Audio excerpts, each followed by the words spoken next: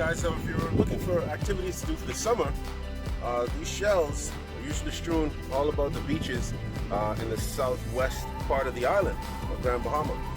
They actually make good templates for crafts, so you can usually paint on the wider side of the inside of the lip of the conch and create some interesting designs, make a competition out of it if you wish. But in any event, they make great paperweights, and you can customize them to your own personal preference.